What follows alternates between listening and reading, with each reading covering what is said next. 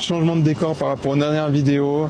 Là, on a sorti le kawaii, le parapluie, on est sous la pluie. On est de retour en Europe et pas n'importe où. On est dans la capitale finlandaise. Nous nous trouvons à Helsinki et pendant ces 2 prochaines semaines, on va visiter 5 pays sans prendre l'avion. On teste un truc inédit pour nous. On va se déplacer en ferry, en bus, en train, beaucoup de trains. C'est une région qu'on aurait dû faire l'année passée quand on était en van avant qu'on ait notre accident en Norvège. Malheureusement, du coup, on a dû la zapper. Donc, c'est pas du tout une région qui est très populaire, qui est très touristique. Loin de là. Pas du tout. Du coup... Mais ça nous plaît. Ouais, nous, c'est ce qu'on adore. On a envie de faire ça. Ça change un peu de tout ce qu'on a proposé parce que ça va être essentiellement des capitales, donc de l'architecture, des villes et tout. Mais ça va être sympathique. Et on vous emmène découvrir tout ça avec nous. C'est parti!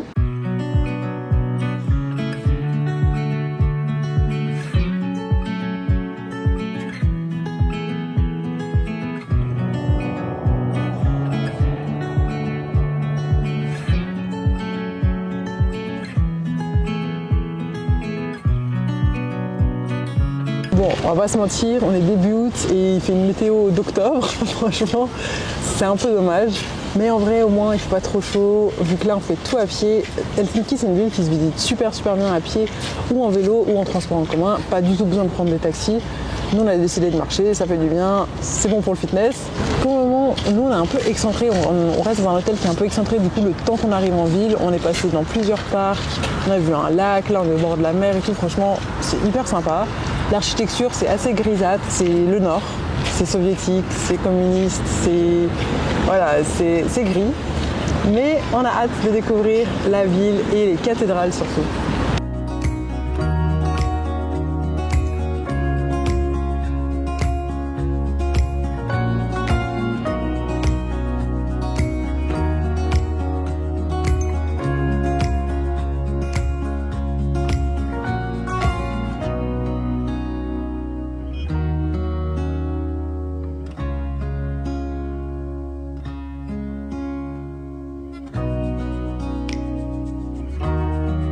On a trouvé refuge dans un espresso house qui est l'équivalent du Starbucks dans les pays nordiques et on adore quand on a visité le Danemark, la Norvège et tout, on passe notre vie ici. Franchement, c'est trop bien, c'est mieux que Starbucks. Voilà. Parce que il commence à pleuvoir malheureusement. Bon, on a évité la pluie toute la matinée. On a réussi à visiter la cathédrale qui est dans la roche, qui est grave stylée, on dirait un peu un vaisseau spatial. C'était hyper intéressant de voir ça. Et c'est un hall pour les concerts aussi, l'acoustique elle a l'air ouf. On a aussi visité de l'extérieur la chapelle du silence, donc il est possible de la visiter à l'intérieur. À chaque fois, c'est 5 € pour rentrer. Et là, on se trouve juste devant la gare, qui est donc la gare principale de Helsinki, qui est apparemment l'une des plus belles gares au monde. Et c'est vrai qu'elle est plutôt pas mal. Et en fait, Helsinki, c'est assez connu pour son architecture un peu style Art Nouveau, et avec des bâtiments qui sont très reconnaissables. Et là, même la gare, alors c'est pas de l'Art Nouveau, mais c'est une architecture particulière avec le haut en cuivre, comme ça, c'est très très beau. Et il y a un peu cette atmosphère très, alors je sais que c'est pas le bon pays, mais comme au Danemark, très cosy, on a envie de se mettre dans un café, de siroter un chocolat chaud avec des marshmallows. Voilà, c'est un peu...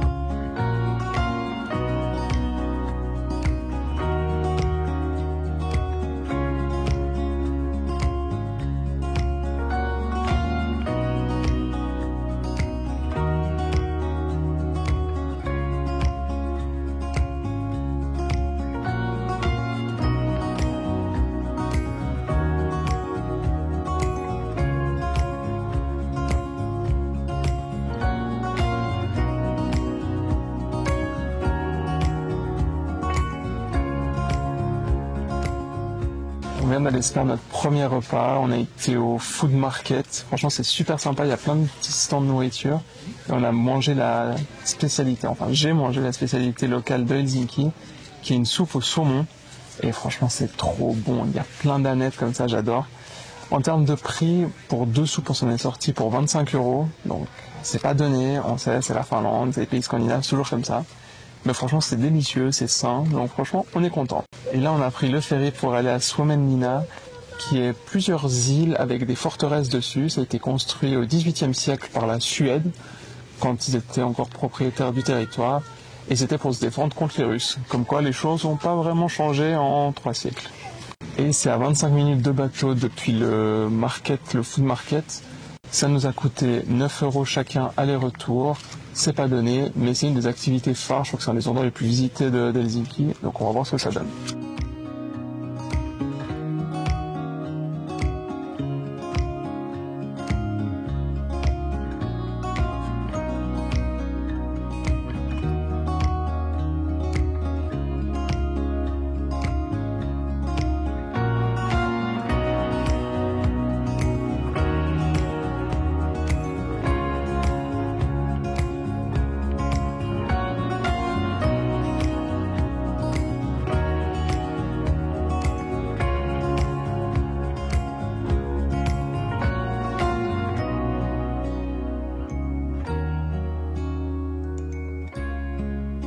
On commence cette deuxième journée et dernière journée à Helsinki de la manière la plus finlandaise qui soit. Je vais aller dans un sauna. Et en fait, ici, c'est genre toute une tradition. Il faut se rendre compte qu'il y a 5 millions de Finlandais dans le pays pour 3 millions de saunas. C'est ouf, il y en a un par maison. C'est pas un luxe pour eux, c'est genre juste une nécessité pour se relaxer, pour se sentir bien. Et en fait, c'est une tradition qui remonte à 1500 ans avant Jésus-Christ. Genre, incroyable. Du coup, pas le choix, il faut qu'on aille suer, qu'on aille transpirer et qu'on aille se relaxer.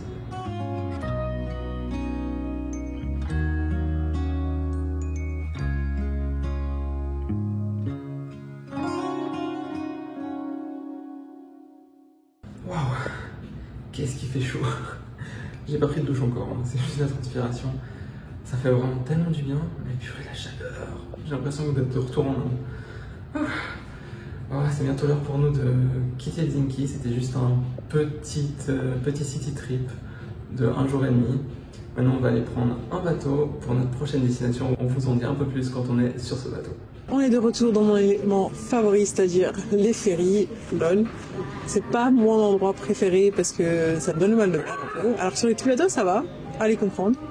Mais ce ferry, il est super chic. Il y a un peu des bars, il y a des restaurants, des arcades et tout. Franchement, Burger King. Il y a un Burger King, ouais, j'avoue. Donc là, on part d'Helsinki. On en a pour 2 heures de traversée. On va arriver en Estonie, à Tallinn. Alors, ce qui est cool avec l'Interrail, c'est que même si vous prenez pas le train, vous avez des rabais sur les bus et les bateaux, enfin les ferries. Du coup, ce qui est cool, c'est que cette traversée, elle nous revient à 56 € pour 2 au lieu de 46 par personne. Donc franchement, belle économie. Donc ça, c'est vraiment le point positif supplémentaire de l'Interrail.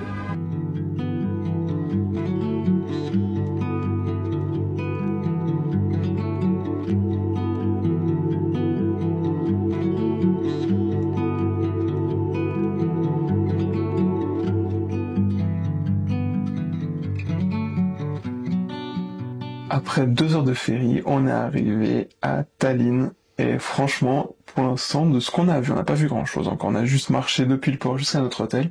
Ça a l'air super chou. Par contre, il fait pas beau, on espère que ça va un peu se dégager demain. Du coup, on va juste se reposer aujourd'hui, profiter un petit peu. Et en fait, c'était pas prévu, mais je voulais vous parler de l'hôtel dans lequel on loge parce que vraiment, c'est hyper atypique. En fait, on est dans un container. Je me suis toujours demandé ce concept, un peu ce que ça donnait en vrai, parce que pour moi, un container, c'est un truc un peu dégueulasse. Et en fait, franchement, c'est trop cool. Genre, regardez, là, on a un lit, grand lit, un petit endroit pour bosser. Là, on a Marie au sol. Et il y a même une douche. Genre, vraiment, une vraie douche, toilette et tout. Bon. Assez grand. Ouais, bon, on voit pas grand chose. Mais il y a une douche. Donc franchement, c'est un peu une belle surprise. Et on espère qu'on va bien dormir comme des bébés. Et puis on se retrouve demain pour la suite de nos aventures à Tallinn.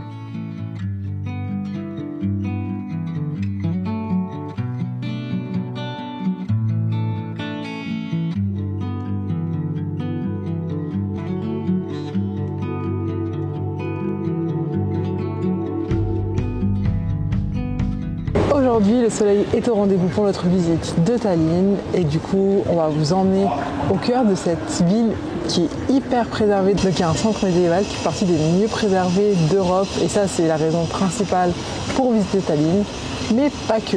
En vrai, c'est une capitale qui est assez condensée, donc ça fait que c'est une destination parfaite si vous avez que quelques jours pour visiter une ville et que vous ne savez pas trop où aller. C'est aussi la capitale la moins peuplée des pays baltes. Et je ne sais pas si ça sera très clair à la vidéo, mais on a prévu 2 nuits dans chacune des destinations qu'on fait.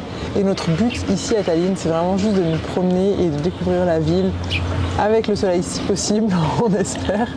Là, on a commencé, on est rentré par la porte mer et on a monté la rue Pic, il me semble, qui est la rue principale, l'artère principale de la ville.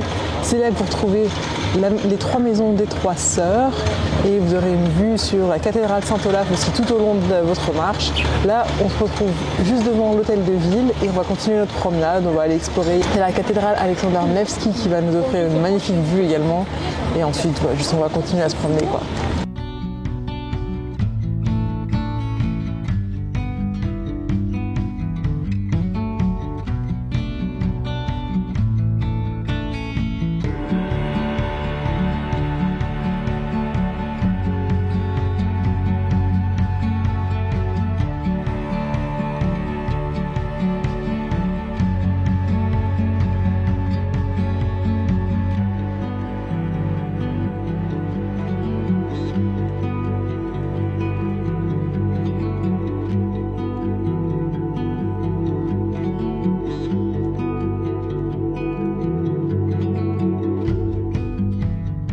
Cinq minutes après avoir fait la vidéo précédente, on a dû se mettre à couvert parce qu'il a commencé à bruiner.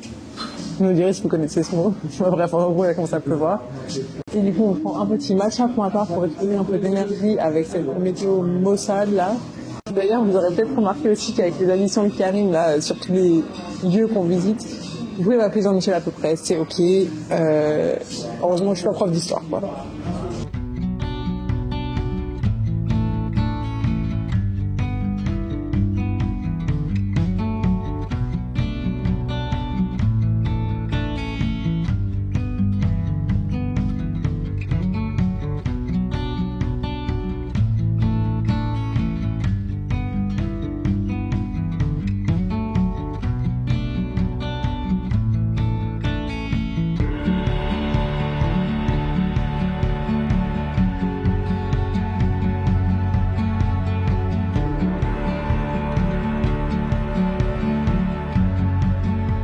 On s'est rendu aux fortifications, donc à Kikindaköki. Toujours Jean-Michel à peu près. Et en fait, on a pris le billet pour les 4 tours, parce que vous avez le choix entre les tours ou bien aussi les souterrains, ou les souterrains. Nous, on voulait juste les tours pour avoir la vue. Et donc, c'est ce qu'on a fait. On a passé un bon moment quand même à se promener là, à regarder, il y a des expositions, il y a plein d'informations sur l'histoire de l'Estonie et tout. C'était hyper beau. Le mieux, c'est la vue quand même pour nous. Ça coûte 8 € par personne.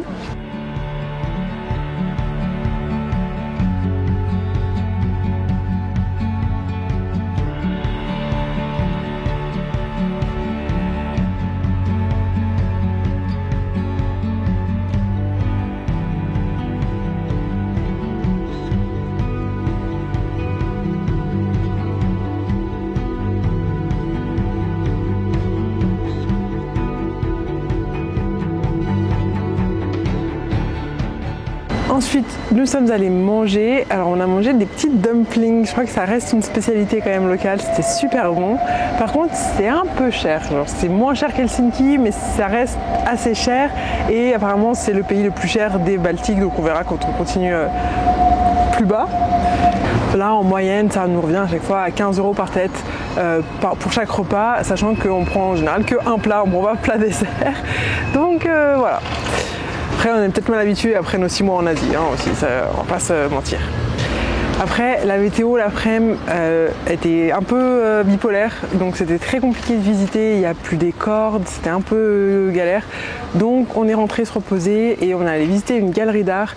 On est dans un quartier qui est hyper vivant avec plein de galeries marchandes, mais un peu très local, hipster un peu et tout, plein de restos, des galeries d'art et tout, franchement c'est hyper cool comme quartier et je crois que c'est beaucoup moins touristique que le reste parce qu'on est juste en dehors de la vieille ville et il y a beaucoup de locaux ici et pas tant de touristes et pourtant c'est trop stylé.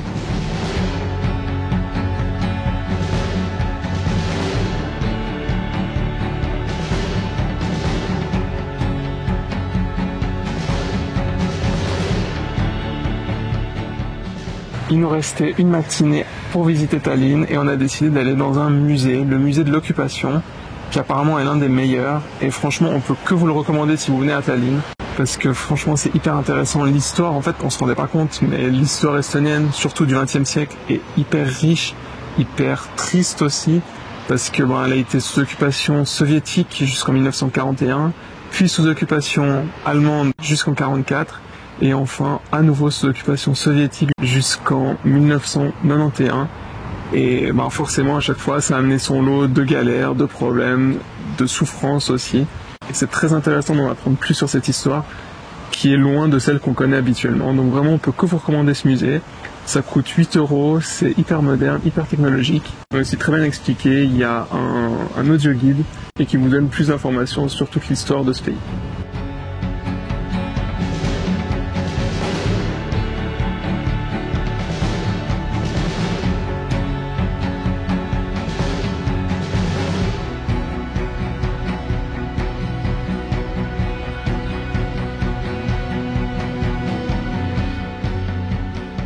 Et voilà, après 5 heures de bus, on est arrivé dans notre prochaine destination, qu'on va taire pour le moment, parce que ça va faire l'objet d'une nouvelle vidéo.